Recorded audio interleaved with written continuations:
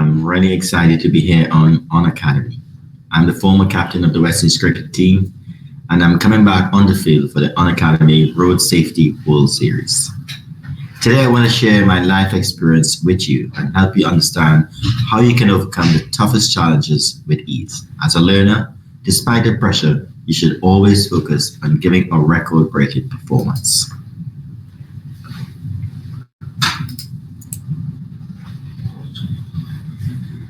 My earliest and fondest memory of cricket actually started at about the age of 3. My big brothers, I had 6 older brothers, and one shaped the first cricket bat I had out of a coconut branch.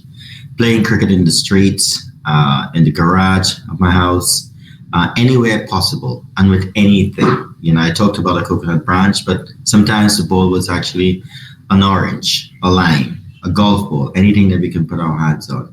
So playing cricket, especially with my older brothers, were some of the fondest memories and things that I will take away for the rest of my life.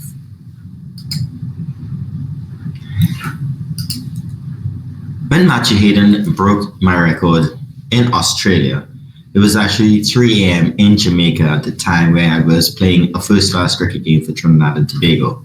And I remembered my manager at the time, Jonathan Crystal, called from England, and he gave me a number to call the dressing room where the Australian team was. And I called Matthew Hayden. And to be honest with you, emotion-wise, I was kind of little relief because I spent quite a bit of time under that cloud of being a double world record holder, and pretty much getting a lot of flack for it sometimes because maybe the West Indies was in a little bit of a downward spiral during the same period of time. So I felt actually a little bit of a relief. And I felt now I can focus on my captaincy and focus on seeing if I can get the West Indies team where it really belongs on top of world cricket, not knowing that 6 months later, I'm going to actually go on and break the record again. So these things aren't planned. I think it's destiny. But going back to my emotions, I was pretty happy for Matthew at the time. And I felt that it would have been something that could help me not to go out and break the record again, but maybe help me in a way where I could help West Indies cricket as a captain and as a player.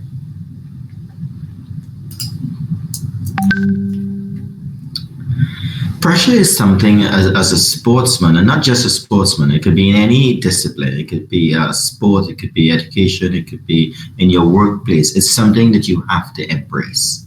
Can you imagine walking out in India, playing for the West Indies at Eden Gardens with 100,000 people there, knowing that they want you out of there? That is pressure, but you've got to embrace it. If you back away from pressure, it's something that's, it's not going to help you at all, right? You've got to be able to understand and embrace it, love it, and turn that pressure around to make sure that you benefit from it. So I've seen a lot of young people, or even cricketers in my field, look at pressure and they get nervous. You can tell that they're not going to last very long. That's not the way to deal with it. Embrace it, as I said, and work with it and turn that pressure around. It's the greatest feeling when you score a test 100 in an opposing team's country and everyone in the stands stand up to clap you, appreciating what you have done. That's handling pressure properly.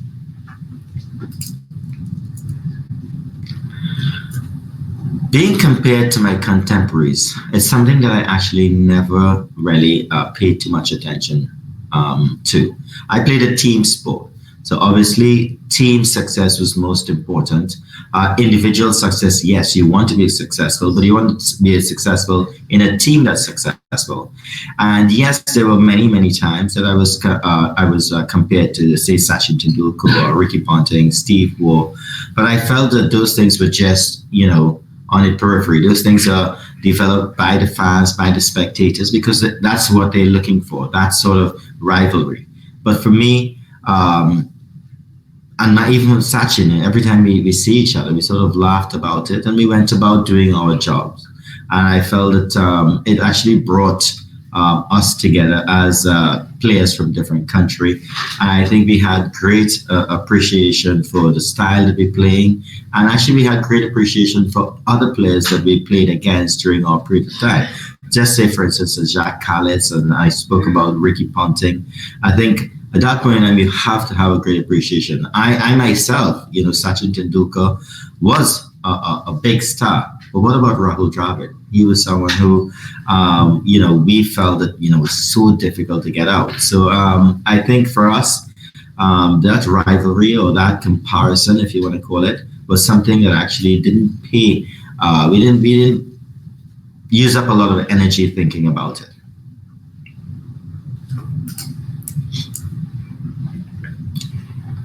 It was tough times being the backbone of the West Indies team. I mean, I started playing for the West Indies when we were the best team in the world, invincible. Back in 1989, 90, the West Indies ran 10 years already of not being beaten anywhere in the world.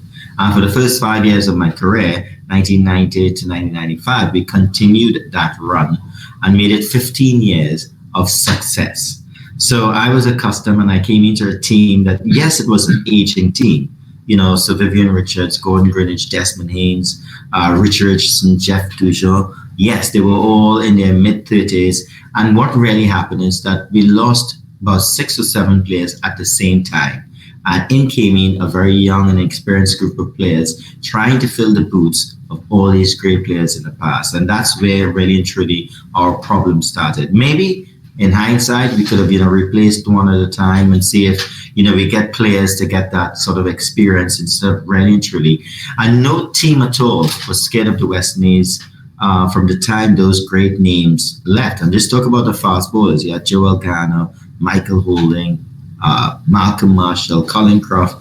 All of these guys disappeared. Yes, Ambrose and Walsh carried the baton for quite some time, but it made teams a little bit less fearful of the West Indies. Batting wise, I always wanted to be the best. I didn't really intend to be the backbone, but I wanted to be the best batsman, not just in the West Indies team, but in the world. It so happened that it came at a time where, finding that partnership with every single batsman in the team was tough. Srinivas Chandrapur was amazing. Carl Hooper came on and sort of developed when he became captain of the team, and it was tough for us.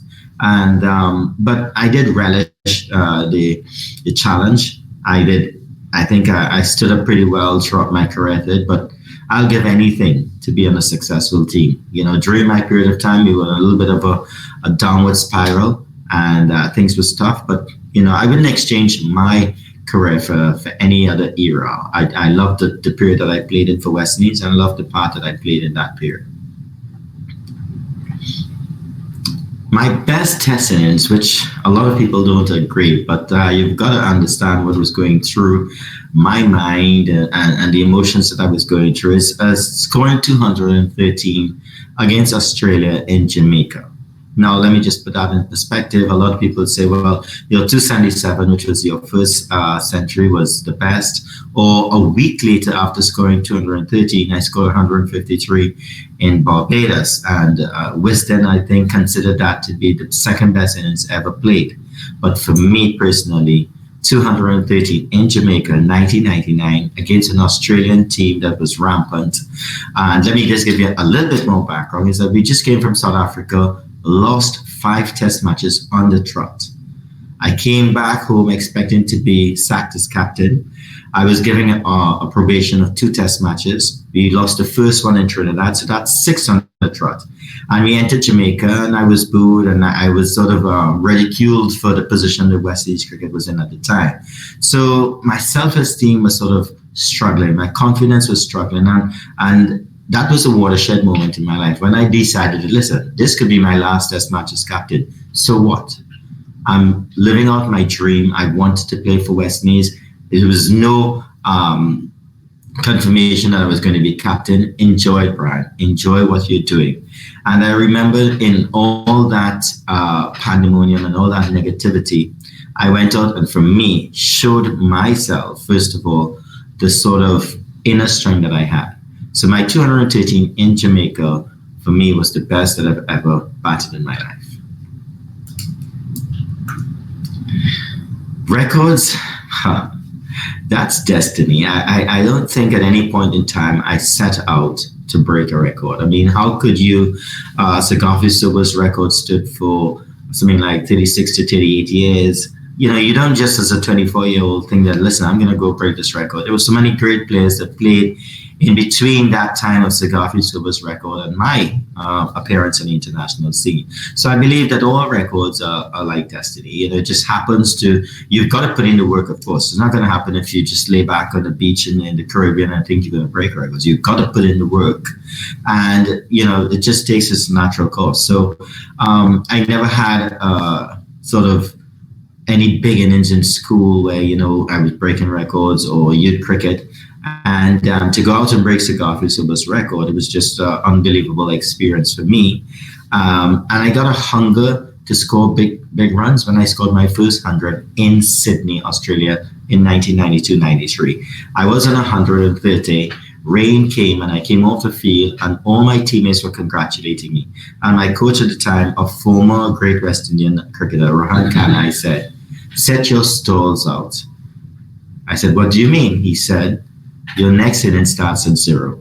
And from that point, I understood exactly what he meant. He meant just go out and make as much runs as possible. And I fell in love with scoring big scores after that particular innings. And I never looked at 50 or 100 or 150 as a target. I looked at what the team required me to do, and that sort of motivated me through. So record breaking is, I think, destiny, but you need to put in the hard work.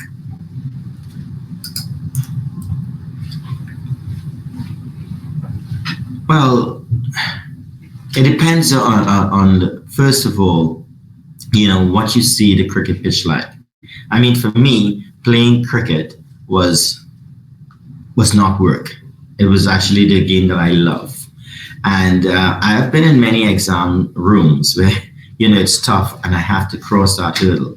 So for me, the sort of parallel is meeting a hurdle, so if there was a tough situation, which I had many in the exam rooms while trying to educate myself, because it was not my forte. My forte was sport from a very early age. But that hurdle that I had to cross in an exam room where I felt very challenged, every time that I got over that hurdle, I felt that I accomplished something.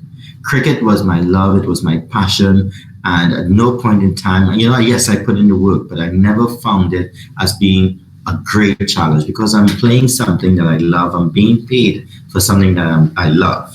So for you, if there is something that you feel challenged with, that is what really tests your inner strength. And for me, educating myself, which eventually I did, was tough, but it made me into a better person. So if you're an academic, try some sport, try some cricket, challenge yourself. You would see that you would create situations that you learn more about yourself in situations where you're really tested in a field that you're not comfortable with. So don't shy away from anything that challenges you. I think you should run into it and see what you can achieve from it. I've got some questions from you guys. So let me answer some of these questions that you guys have sent in. Okay. The first one is from Aniket Singh, which is that one mistake you made that taught you a valuable lesson? Well, that one mistake that I made was really and truly a watershed moment. When I broke the record in 1994, two records actually, the first class and the test record, I came under a lot of scrutiny and a lot of pressure. And for someone coming from a little village, not expecting to be put into this sort of superstar position, I became very, very resentful. People made me upset because of all the pressure that they were placing on me. And it's something that I told her, I was playing a team sport. What's going on? Why am I being, targeted all the time? And I became very, very defensive. And as an international sports person, if you find yourself in that sort of negative position, things could only spiral downwards. And it did for a period of time. Between 1996 and 1998, I dropped 10 to 12 runs on my average. And I knew really and truly why it was happening. It was because my whole mind was clouded. I wasn't the same person that I was sort of looking forward to playing cricket anymore. So I learned in about 1998 how to deal with it, and my entire career and batting changed around. So I had maybe a 2 or 3 year lull where things went bad, and then I realized that listen, you've got to embrace this. This is not, you didn't do this for all this sort of negativity. And I really and truly put everything aside, and I concentrated on my game. I got back my game, and I really and truly valued that lesson that I learned during that period of time. Next question is from Vapav. How did you handle criticism at your peak and at your weakest?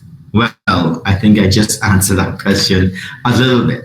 At one point in time, I was not professional about it, and the point I also want to make is the fact that after that 3 year period, I was at my weakest, and that is when I sort of sit back and said, "Listen, you need to deal with this differently."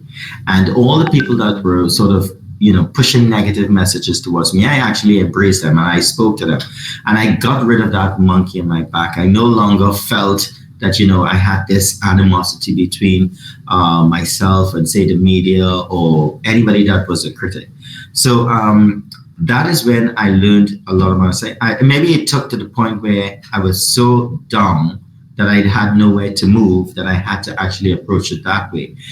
So my lesson is to try to understand that situation. And when you're at the top, everybody is going to try to bring you down. And that's when you really have to show your strength. That's when you got to be humble. That is when you got to really understand the position that you're in. It took me a few years. I don't want it to take you a few years. I don't want you to be at your weakest point to actually achieve that and try to rise again. So understand that if you strive to be at the top of your profession, right, there's going to be people picking at you simply to try to throw you off of that pedestal. So, I learned it that way. The next question is from Kunal. A lot of people consider you as their idol. Who was yours? Well, my idols, you may not know. So when I was about 6 or 7 years old, the West Indies cricket team in the 70s had an opening batsman called Roy Fredericks, the late Roy Fredericks. Now, but left-handed batsman, diminutive, short, and pretty much, a lot of people called me Roy Fredericks when I was very young. As I grew older, I had an appreciation for all the other West Indian batsmen, players like Desmond Haynes for his resilience, Gordon Greenidge for his technique, Viv Richards for his borderline arrogance and the way how he's commanded the stage. Larry Gomes, who you may not know about, he was Mr. Dependable in the West Indies team. He was not pretty to look at, but whenever the West Indies needed someone to stay there, he was there. And then I also fell in love with players that played against the West Indies team during that tough period where we had 4 fast bowlers. And on many occasions, I saw Alan Border stand up to the 4-prong pace attack whilst everybody else on his team just sort of withered away and left him. So I had a love for Alan Border as well. Outside of cricket, Michael Jordan, Tiger Woods.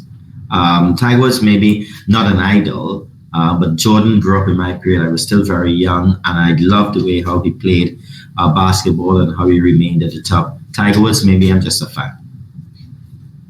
Next question is from Bati Jane. Who was your biggest competition during your career? My biggest competition was actually myself. And you've got to understand that is that, I played a team sport. It's something that is strenuous.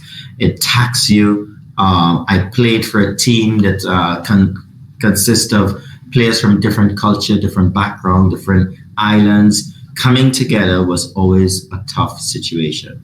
And I found myself on many occasions lying in my room trying to work things out. So for me, my biggest competition was myself. And if I was just to go back and give a little roundup of what I spoke about earlier, can you imagine that period of developing myself into a record breaker, being a record breaker, being under pressure, spiraling downwards, and then picking myself up again. So who is my competition? It's me. And throughout my career, I always had to work with my emotions, with my mental state to make sure that I was in the best place possible to perform. Yes, McGrath might have got me out. He might have been my nemesis. The Australian team was the best team after 1995 during my era. Playing cricket in India is always tough, or Pakistan. Yes, all these stuff come at you. But every time I sit down, I knew when I was at my best and ready to perform in any conditions possible. So if you may suffer from the same thing, you just got to know that you are your worst enemy, and you are the person that actually can do anything to get yourself out of that situation to be the best that you can. The next question is from Tajis Kumar. Is there an age limit to achieving your dreams? Can someone be too old to have ambitions? Not at all, but you got to face reality. It depends on what your dream. I mean, if you want to play cricket for India, you definitely got to be starting very young and trying to learn the rudiments of the game to get yourself into that position. But if you want to be a doctor or you want to be a lawyer, I don't think there's an age limit on that. So I think it all depends on what your dreams are and your ambitions. But I'm almost sure that everybody is sane enough to understand that there's certain things you've got to do early. There's certain things you can do later on in life and still achieve it. So dreaming is very, very important. I have a dream right now. I've already completed my cricket career, but I do have a dream. I mean, you can't really live without having a dream saying, oh, I'm 50 now. I've already played my cricket. I'm going to just sit back and enjoy the rest of my life. Yes, I'm going to do that, but I'm also going to challenge myself in areas that, I want to achieve something else. So yes, I think you're never too old to have ambitions, and you're never too old to dream. Next question is from Gaurav Lal. At which point in your life and career did you feel that you have achieved your dream? That happened in Barbados, 2007, the very last match that I played for the West Indies. And maybe that week leading up, when I decided that it was going to be the end of my career, I really and truly sat back and felt, well, yes, I could not have done any better. I have no more that I can really push the West Indies forward. Now, I'm not playing an individual sport. So when I make a decision to retire, yes, part of it is personal, but the other part of it, you've got to take into consideration the team that you're playing for, the people that you're playing for. And I felt in that point in time that I've achieved as much as I could. Yes, I could go back and play for another couple of years. I still had the energy and the zest for the game, but I felt that I did enough. And at that point in time, lifting up my daughter, walking around the ground, saying goodbye to the West Indian people, I felt there and then that, I had 17 good years of playing for West Indies cricket. It was my dream as a boy growing up, listening on the radio, 1976, 77, there was no television around. The West Indies playing in India, they're playing in Australia. And I always felt that I wanted to be a part of that. And to do it for 17 years was just unbelievable. Next question is from Sanya O'Brien. How do you calm yourself down in a stressful situation? Well, first of all, I don't like the word stress because I feel if it gets to that point, it's affecting you already. How do you calm yourself down in a pressure situation, maybe? I think that's better. And we all live under that pressure cooker kind of situation, especially if you really challenge yourself in a big way. It's never, ever going to be easy. And I spoke about embracing it, embracing that challenge, not running away from it, embracing it. That's the only way you're actually going to surpass it. You've got to be able to understand that it's going to be a part of your life throughout. The greatest inventors would be under pressure. The greatest sportsmen, the greatest academics, always under that pressure. Some of them put themselves under that pressure because they love it. They don't love anything easy. No one some people like an easy road, some people don't. You want to be challenged by the best. You want to be under pressure, and you want to be able to defeat that and come out on top. The next one is from Shivji Mishra. Do you think that pressure can also play a positive part in some people's life? Yes, most definitely. I think it is a situation where, as cricketer and playing for the West Indies, and we spoke about the fact that being the backbone of the West Indies team, every opposing bowler was coming at me. They felt that if they got me out, and then the team is going to be dismantled, we're going to get the rest of the players out. So that pressure was big in my life, and I turned it into a positive. So it's a weird thing to say. Sometimes I felt that if the West Indies were 200 for 2, that I was less prepared for that position than if they were 30 for 3. I sort of relished that position. I sort of knew what to do being under that sort of pressure. The opposing team tail is up in the air. They're coming at you hard. They know that they are in front. And I sort of absorbed that pressure and turned it into a positive and found a way to perform and perform very well. Tamana Ja. Question. I feel like my anticipation of the future is affecting my present ability to work hard. How can I deal with this pressure? What a great question. Why think about the future when you're living in the present? A lot of guys, young cricketers I see, they want to play for the West Indies or they want to do something, but they're just 15 or 16 years old. And during my career, I felt that at every stage of my career, I wanted to be the best in that particular field. So if I was playing under 16 cricket, I wanted to be the best under 16 cricketer. If I'm playing under 19 cricket, I wanted to be the best under 19 cricketer. And from there, just sort of taking charge at each stage of your career. And it's very similar. I mean, I'm not sure, Tamana, what are your future plans, right? But whatever it is, it's only going to happen to the best if you actually take charge of each step along the way. And don't feel that you can hop over this because, you know what, I'm going to be such and such in the future. Make sure and defeat and be in charge of every step on the way. And it will only be easier.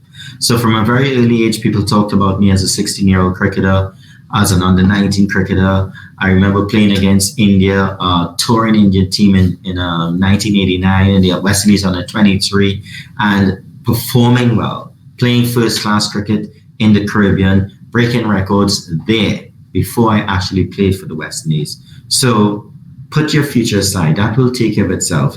Look at what's happening in front of you presently, command that stage, and move on to the next stage, then the next stage, and then you'd realize that you have realized your goals and you're now at the top of your field simply because you've put in all the hard work during that whole process. The last question for today is from Munali Yadav. Would you call a person less motivated towards their goals if he or she does not take pressure at all? Tricky question. I think that not taking pressure doesn't mean that you're not motivated. I just believe that you're not handling the situation very well. I know a lot of guys that are, so motivated to play well, but when it comes to pressure, they can't deal with pressure. So you've got to separate both.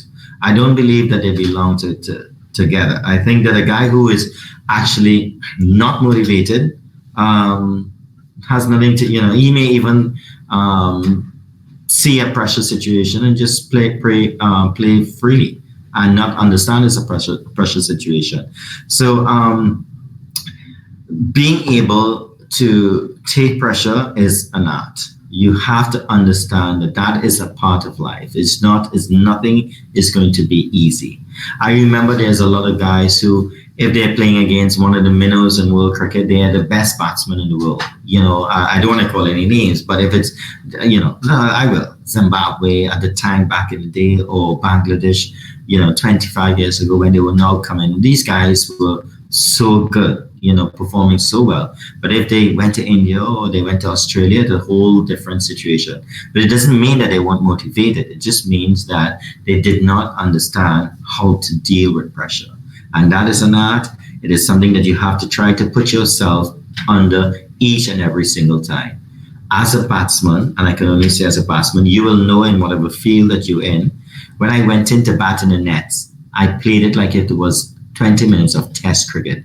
It wasn't 20 minutes of fun. It was me out there in the nets. You cannot get me out Ambrose. You cannot get me out Courtney Walsh. You cannot get me out, Anderson Cummins. And when I spent 20 minutes knowing that I've really and truly, kept these guys out, I felt that I've handled a little bit of pressure, not the same match pressure, but I am actually preparing myself and my mind. So it is an art. Put yourself under that pressure each and every single time. Do not back away from it. Don't feel that you don't need to do this if you want to achieve that. You have to actually. And Michael Jordan, I don't know if everybody knows, great basketball player, he said that he practiced so hard and he put himself under so much pressure that actually when he got onto match day, he felt he was on cruise control because he did things so much tougher then than he had in the match. So do the same thing. If it's your books, your academic, whatever it is, try to put yourself under greater pressure when you have that time to prepare. So when you get out to do your thing and when people challenge you, you feel very comfortable in that space. Guys, it was nice chatting with you, and I hope this lesson was helpful for you. I had fun, and I wish all of you the best for the future. Go follow your dreams.